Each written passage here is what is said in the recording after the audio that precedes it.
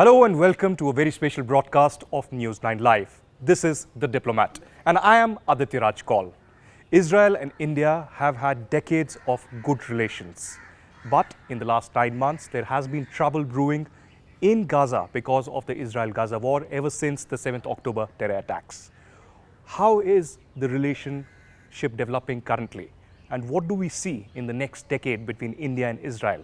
Joining us is a very special guest, a friend of India and somebody who has been the envoy of Israel in India, Ambassador Naor Gilon. Thank you very much, Ambassador, for joining us here. It really means so much for us to have you yet again on this platform. But I want to begin by asking you about the Indian elections, because that's been the hot topic over the last few months. How has been your observation of this great democratic exercise and what did you really witness in the last few months?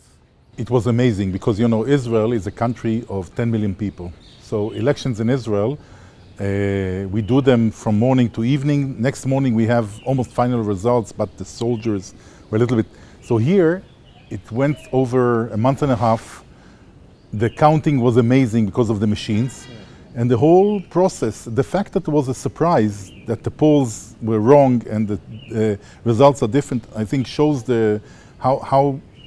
how sincere the elections are. Yeah. And it's really, it's wonderful to see the biggest democracy in the world in action. But, over the last 3 years that you've been here, you of course have observed Prime Minister Narendra Modi very closely.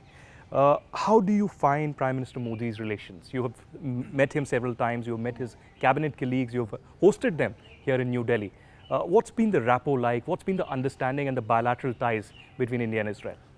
I think that the arrival 10 years ago of Prime Minister Modi to be Prime Minister gave a very strong boost to the relations, and more so after his first visit of ever Prime Minister of India in Israel in 2017. A few months later, Netanyahu came and visited here, and I think that during his time there was a lot of prosper in the relations in all fields. We defined our relations strategic partnership around the visits, and it's not only strategic partnership by name. We really have a strategic partnership, but I would say that the strength of our relations is not the governmental relations, it's the people to people, because at the end of the day, politicians, they have their own ideology, and of course, Prime Minister Modi is very positive towards Israel, but he knows, I think, that many of his voters, the constituency, they are also pro-Israel. And Right. I think this is the strong point of the people to people, which is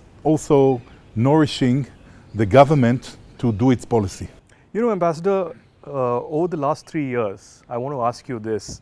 Of course, you've had a lot of interactions. Of course, you have had a lot of visits also, if not at the prime ministerial level, at the lower level. Personally for you, what's been the high point of this relationship? High point of the relationship? Wow, a very hard question. Because I have had many. Of course, I had 2 visits where we had also encounters with Jay Shankar, with the Prime Minister, both when our Minister of Defense, Gantz, was here, and then Foreign Minister Eli Cohen. These were very important visits because the exposure in visits like that to the high level, high echelon in India is very strong.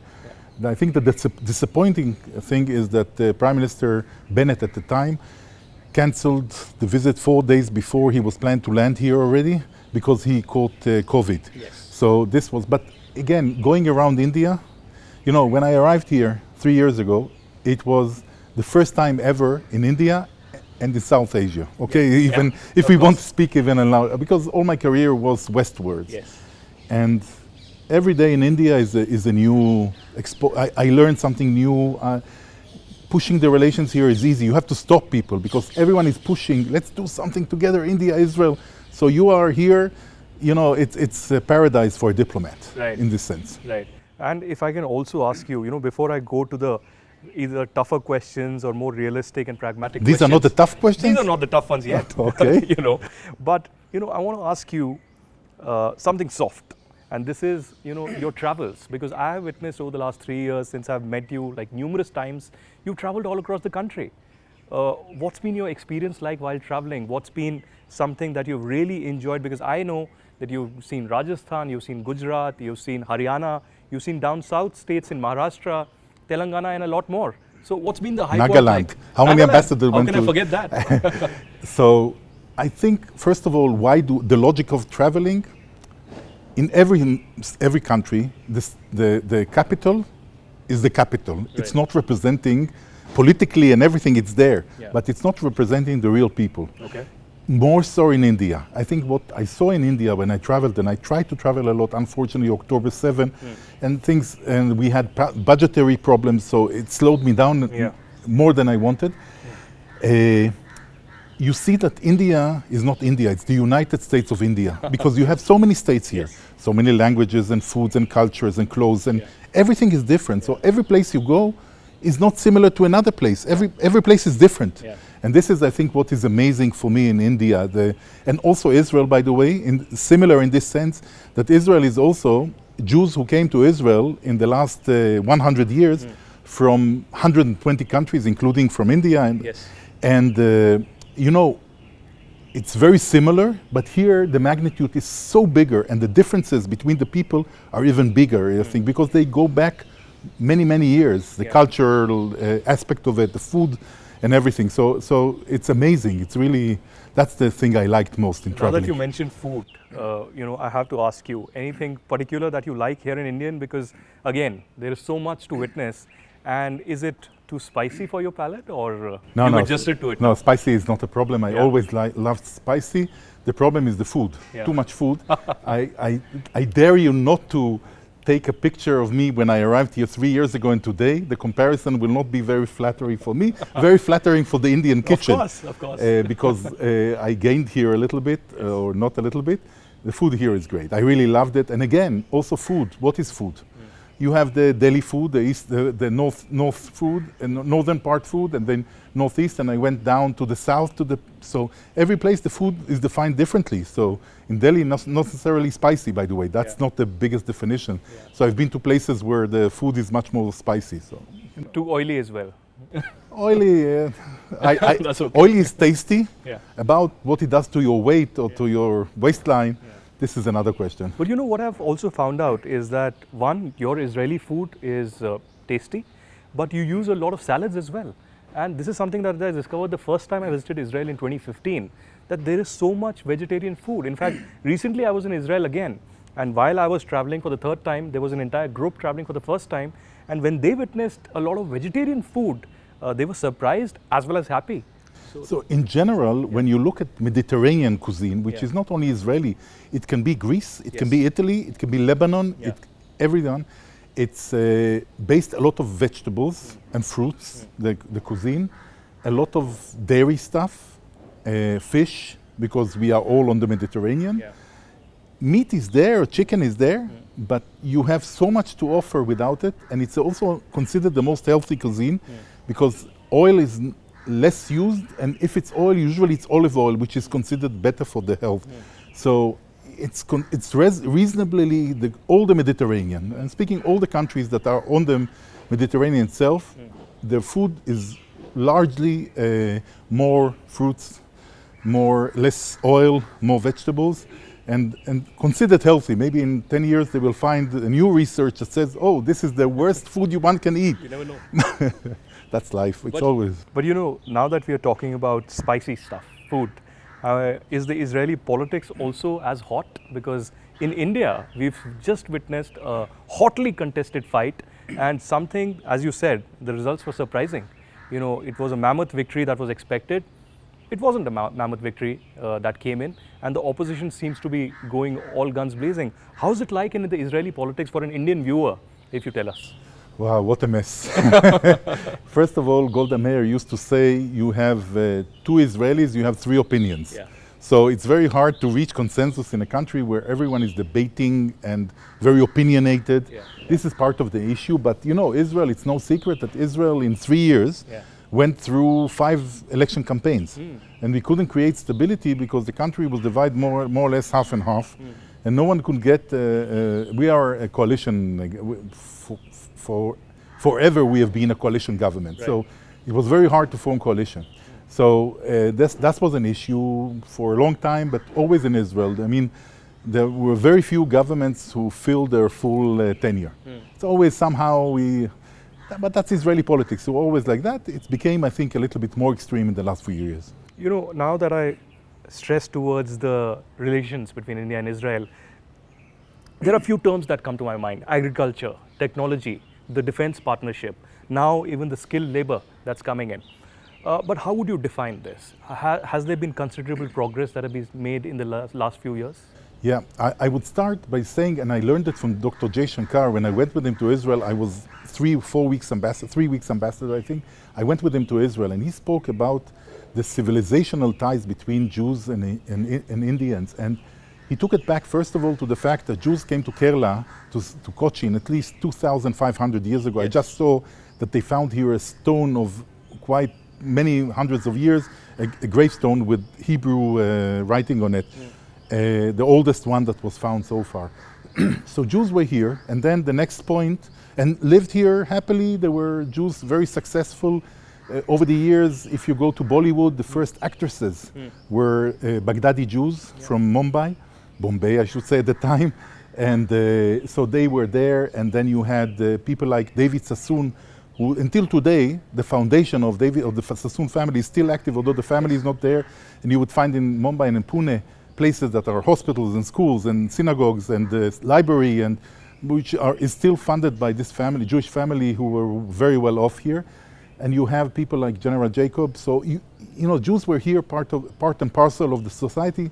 No discrimination, and even the word anti-Semitism, I always say that, is not known in Hindi in India. Yeah. So this is very, I think this is very important. And then, First World War that he mentioned also, the fact that the people who liberated what 30 years later became Israel from the Ottoman Empire were Indians, in part of the Anglo-Indian army. Right. And then many Jews immigrated to Israel when Israel was established shortly after India. Yeah. So all that goes to the past. So there is heritage. It's not, because the beginning of our relations was not that fast.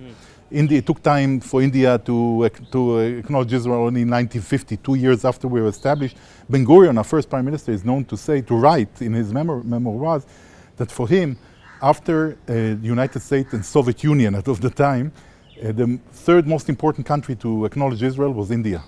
So he had a special connection to India, and that brings us to the to the modern age relations, and they started a lot around security. Right. So Israel was from the 60s was already supplying India with arms and tactics and whatnot, and it only just evolved over the years. So this was a very big a base for the relations and for the trust between also while the official relations were not there, because the embassy, although we had a consulate in Bombay from 1953, we established full relations only 32 years ago in 1992. Yeah.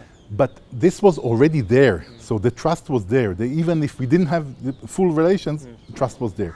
And then I think that agriculture came, agricultural technologies, Israeli companies, most of them were bought by Indian companies, and they're not, but smart irrigation companies were here, very active, controlling a big part of the market of smart irrigation and we have centers of excellence in agriculture, yes. More than 30 around India, and we are planning to, in a couple of years, to reach about 50.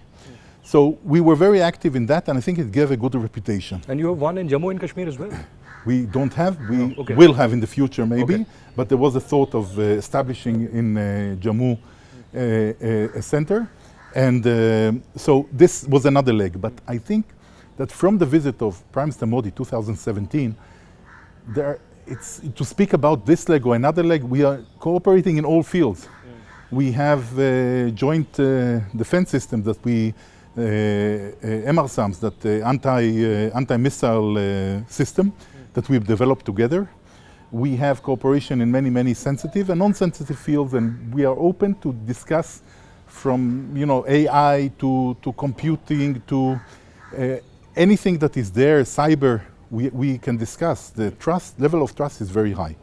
Recently what I observed, Ambassador Gilon, is that in my flight to Tel Aviv, there were at least 100 to 200 Indians, skilled labor, because I could identify them because they were wearing that, that particular shirt. Yes.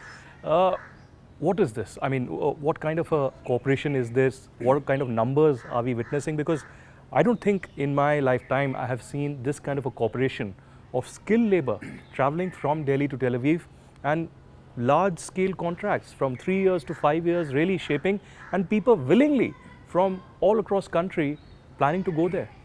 So this is a part of the aftermath of October 7, because Israel thought one of the part of the misconcept of Israel had before that also led to October 7 is the fact that we employed people from Gaza in Israel, Right. but also from Judea and Samaria. And you know, we understood that it doesn't work. The same people are the same people who would invade and have information about the places. So we decided to stop that, Right. especially from Gaza, and to limit from Judea and Samaria, and go for foreign labor. So it started in agriculture, because agriculture was the most needy, but now construction is there, and industry will be there, and I think that we will have more fields soon to come. So in general, the numbers are really growing. We are aiming to be 20,000 workers in Israel. Long-term contracts, I think that they're very happy, the Indian workers in Israel, because in general, first of all, our laws are very, very strict. Just to understand that the minimum salary in Israel is over $1,500 a month, and they cannot earn less than that.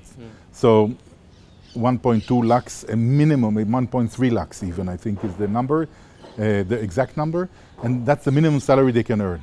Start with that, and they can earn more because they get overtime, and so the conditions are relatively good. They're protected. We are doing most of it through G2G, government to government, because the G2G, there are more constraints on the employers. So you can always fall on a less nice person as an employer, but he's strict and limited by the G2G agreement, because if not, he's in violation of the law. So it helps, I think, to protect the workers, and to the extent I heard, they are quite satisfied in working in Israel. You know, on a lighter note, I was joking with a few friends in Israel while witnessing a lot of people from Haryana, Uttar Pradesh, Bihar actually traveling, that local festivals of these communities and cultures might be witnessed in Israel in the next couple of years. You never know. And even the local delicacies, you know, you have this hummus and Baba Ganoush and others, you could actually see litti chokha from Bihar or delicacies from UP actually traveling and being sold on the Tel Aviv beach or elsewhere. This assimilation of culture. So already I think that since there is a big diaspora of Jews who immigrated to Israel many years ago, they brought with them some of the customs. Right. So you can see some of the Indian holidays that are already celebrated in Israel. Food, of course. Very famous is restaurant owners who are from Indian origin. They started, and but you can see also Holi. They play Holi in Israel. They do so.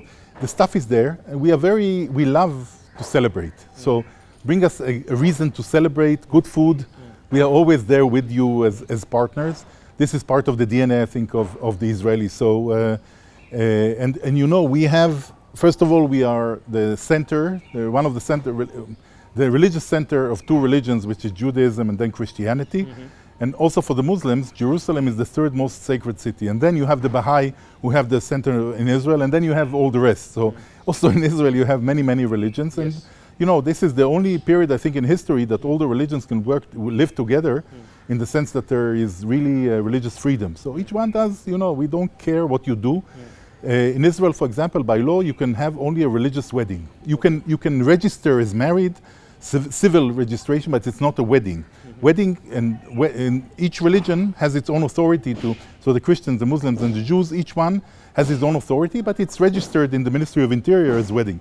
So it's very interesting to see how it works. We have for the Muslims, they have their own, the Qadis, their own Sharia based for social elements. I mean, the civil court is above it. Right. The Supreme Court in Israel is above all the courts. Right. But they have freedom, and also the Jews can choose whether they go to a civilian court or they go to a religious court on family and marriage and stuff like that. It's limited to topics, but on topics of of family, you can go to these courts. You're religious. You can prefer whether you go there or you go to a civilian court.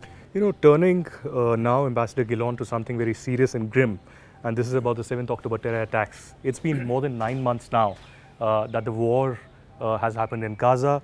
There's been destruction, there's been violence, there's been killings. There have been a lot of accusations and propaganda as well.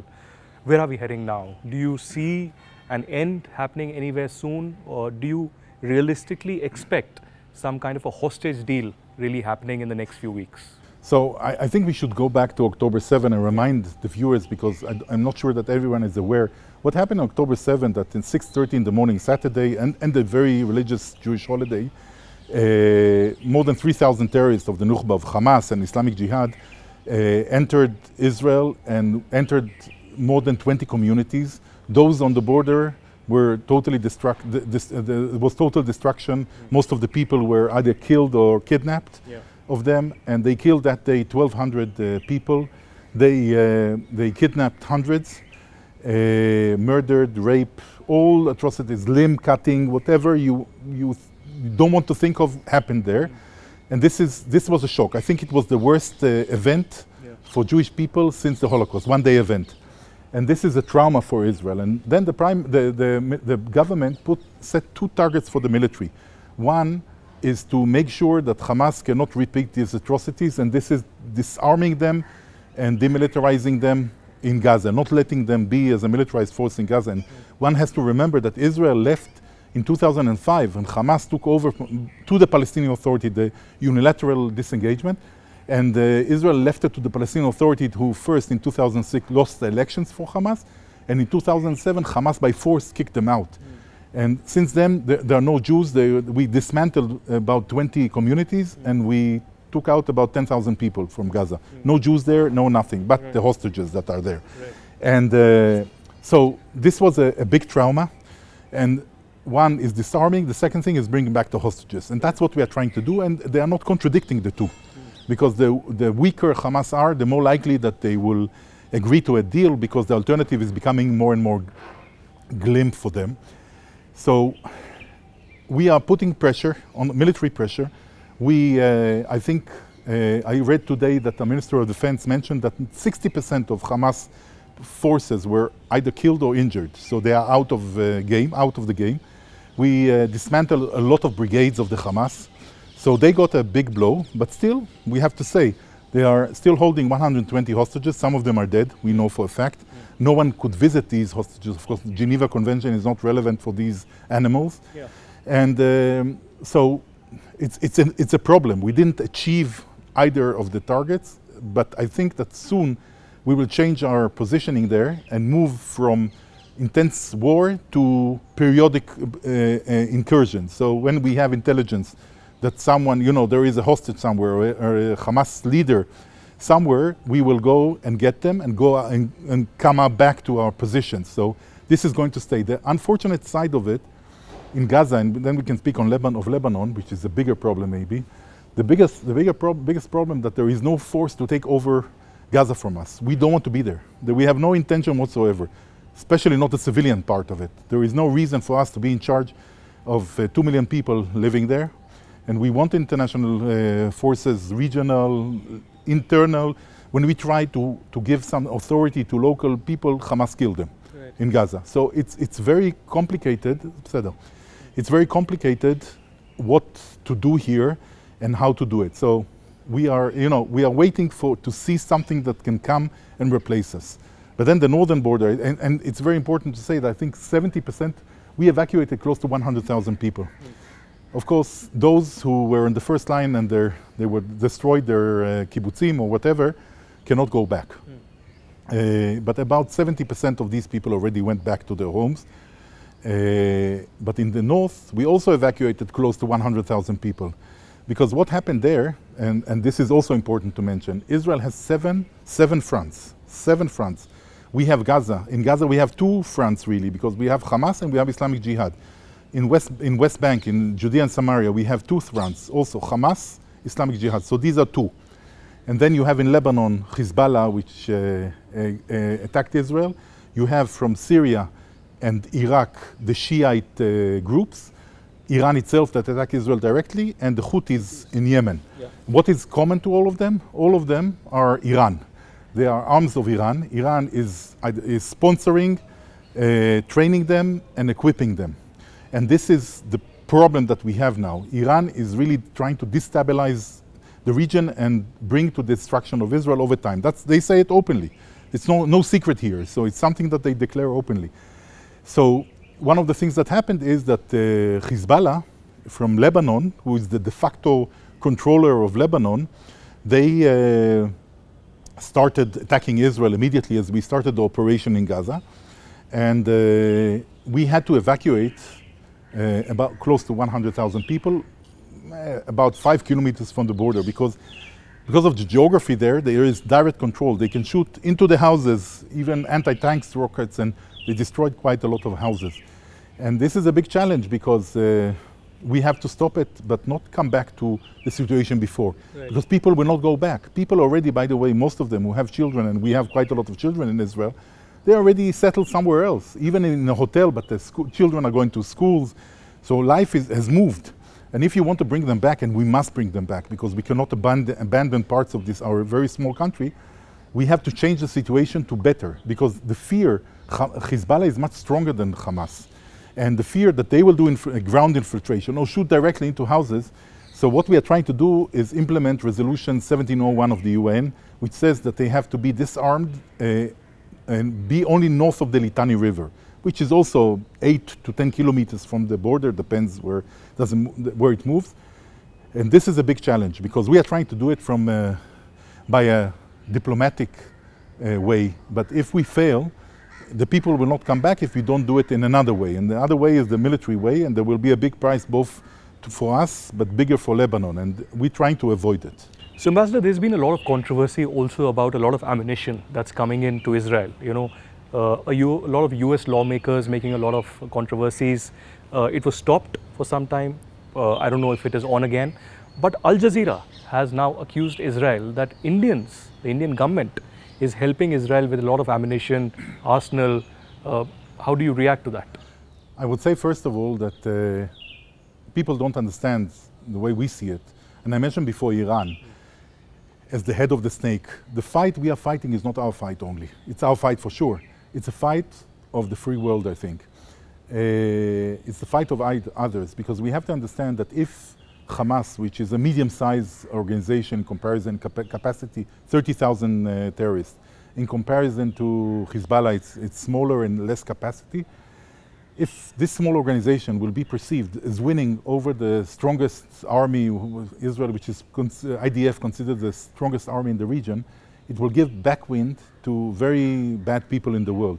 We have, we remember the fact that the American or international coalition that fought ISIS, they were able to kill some of them, but many of them dispersed and went back to their homes, also to our region where we are now, around India.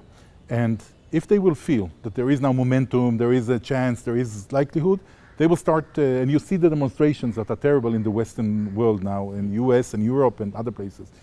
So they will feel that they have backwind. You will see terrorism rise in the world. Right. So we have to have a victory, and that's why they have to give us the weapons to protect ourselves. We are not asking anyone to fight for us. We need our weapons. When it comes to United States, they were huge supporters from day one. They sent their carriers just to send a message and everything to the region, to Iran especially. But we are not asking anyone to fight for us. But we do give us the tools to fight, because it's not only our fight, and we are fighting in 7 fronts. When it comes to India, of course, we never speak about what we do in India on defense. And I will not change now my habit of not speaking of defense issues. I thought this would be the interview where the breaking news would certainly come, and the admission as well. Well, your silence speaks for all, but let me remind you, very recently, the former ambassador of Israel, Daniel Carmon, actually told an Israeli publication that Indians are expressing gratitude for Israel's help during the Kargil war. And the gratitude is being expressed through, again, ammunition and a lot of support.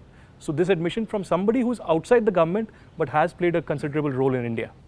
Your remarks. No, I think that Danny Carmon related, I saw the article and he spoke to me afterwards. He related just to the connection during the Kargil war. He doesn't know what's happening or not happening today. So he did not affirm anything that he doesn't know in the sense. So, but again, we don't speak of topics. We work with India. We sold from the 60s. Very few, maybe MRSAM are known because it's an open system, defense, anti-missile defense system we developed together is known. But otherwise, we don't speak about, these are things that are dealt with and not spoken about. You know, Ambassador, do you still believe that over the years there's been a larger understanding between New Delhi and Tel Aviv because both are victims of the Islamist terrorism? On the Indian side, you know, groups like Jaish-e-Mohammed, Lashkar-e-Toiba, and Israel has gone all of its way after the 26/11 attacks to ban some of these terror organizations. So how is this understanding? Are we guys on the same page? And what are your expectations now on this front with the Indian government? So first of all, it was very warming that Prime Minister Modi came out on October 7 before the full picture was unfolded, was clear, and immediately went on the topic of terrorism. Terrorism unacceptable. I think this is a common denominator between India and Israel. We both are victims of terror and we both are avid fighters of terror. And we cooperate on that fully. We hope that usually India doesn't acknowledge terror organizations that are not connected directly to India, but we hope that sooner or later Hamas, after the atrocities of October 7, will be acknowledged here as a terror organization. And we will not see again ability of Hamas leaders to appear on video or in interviews here in India. I think this is not something that you want. These are really, really bad people.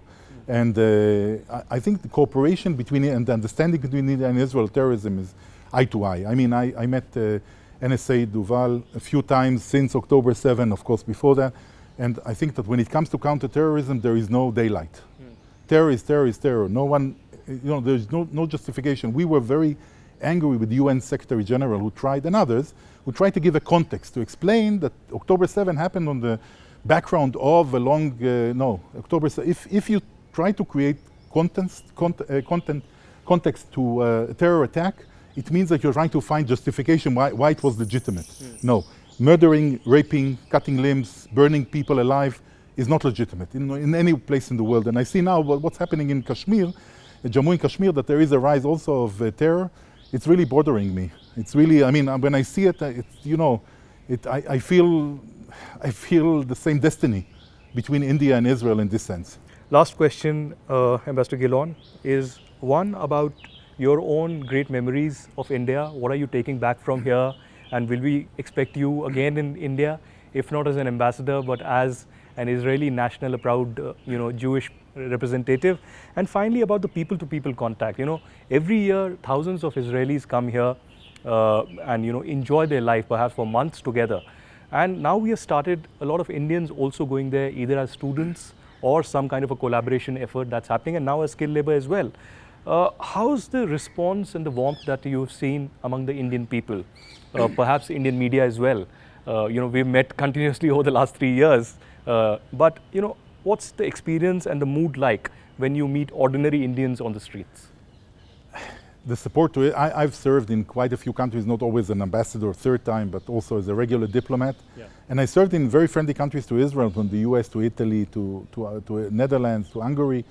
And I must say that never have I met such a wide support to Israel, really public. And it's also backed by polls, by the way, if you look. But also when polls are doing research about the views of Israelis see India more positive than the rest of the world.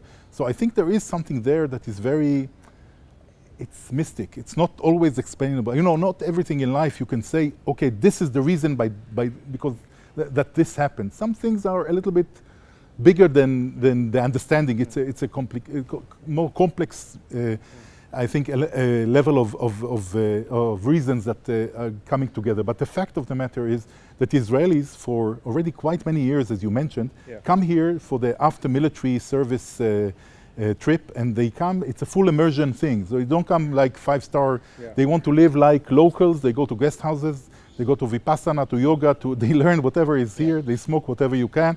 And, for them, India is a big thing, and you see now the second generations, they're bringing their teenage children to show, to share with them the experience they had, the emotional and spiritual. So you have a lot of ambassadors of India in Israel. You have very good ambassador one, Sanjeev Singla, very good.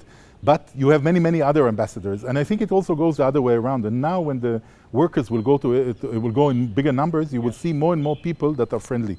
But I will say one thing, you know, in ambassador, the life is moving from place to place. That's part of life. But in every place, you have something, an imprint that stays with you. Part of your heart is there and stays there. It's something that is undeniable. India touched me very, very deeply. I think more deeply than most other places that I've been. I don't know, it's the warmth of the people, it's the culture, the closeness, it's the people who are really nice, welcoming and warm. I will surely come here. My intent is to stay in contact with the Indian connections of mine. And I will say a personal thing to you. You know, at the end of the day, the experience of a person is a puzzle. It's a puzzle that includes food, places, people, and you were a great friend, really. Aditya, I was honored to be in your wedding, but it started before that. I think that there is some kind of, you being a Kashmiri Pandit, coming from a background, there is so much even more closeness and emotional, I think, because we suffered very similar situation. The closeness is very big.